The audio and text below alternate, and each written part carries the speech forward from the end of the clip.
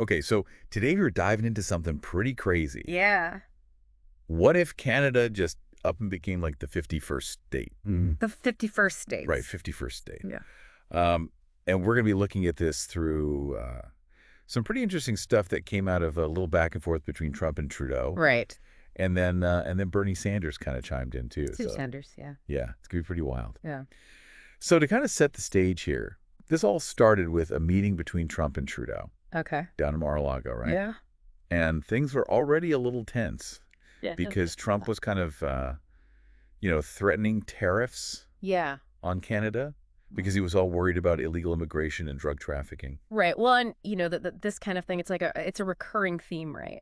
This whole idea of using tariffs as leverage between the U.S. and Canada. They've had this long history of trade disputes. Right. And it often comes down to the U.S. trying to protect its own industries and maintain its, kind of economic dominance in the region. So it's not just Trump being Trump. No. There's like a deeper game going on here. Yeah, there's a bigger geopolitical game at play here. Right. For sure.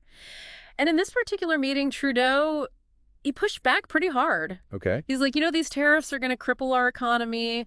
And that's when Trump kind of throws out this curveball, Right. If Canada can't survive without ripping off the U.S., maybe they should just become a state. Oh, my goodness. I I can only imagine what was going through Trudeau's mind. Yeah, nervous laughter all around, I imagine. Right. And this is where Bernie Sanders jumps in. Yeah. And it gets even more interesting. Yeah. He goes on X and he's like, I'm all for this whole Canada becoming a state thing. Right. But only if the U.S. adopts Canada's healthcare system.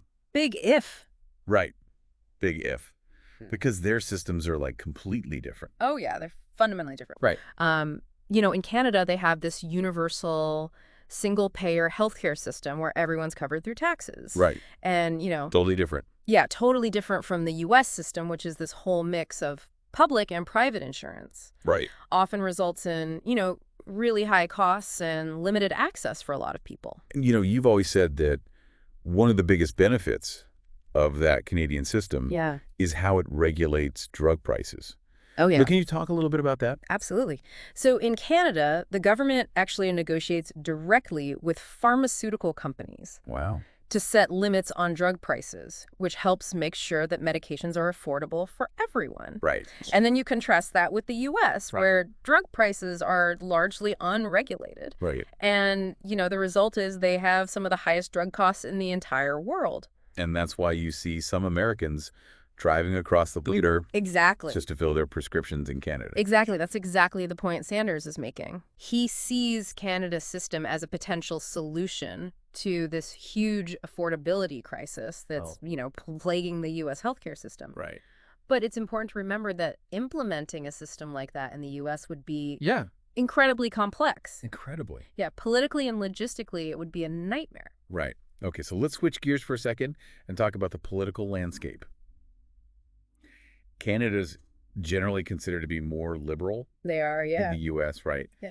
But what do we even mean when we say liberal in this context? That's a great question. Right, because is it the same It's not quite the same. as U.S. liberalism? Yeah, so Canadian liberalism tends to be more focused on social welfare and government intervention in the economy. It's closer to what you might call like social democracy in Europe. Okay. So, it shares some common ground with U.S. liberalism, but there are definitely nuances. Right. So hypothetically, if Canada did become part of the U.S., would that shift the political balance in the U.S. in any significant way? Well, it's hard to say for sure. Right. But it would definitely introduce a large block of voters who are generally more left-leaning than the average American voter. Right. So whether that would lead to more progressive policies or just further polarization, it's really up for debate. Speaking of polarization, Yeah.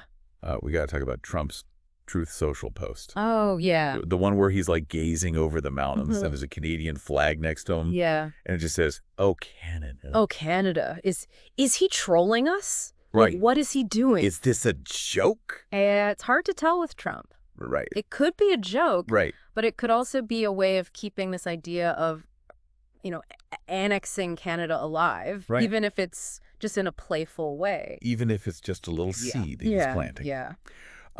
Okay, so then there's the economic side of this whole thing, right?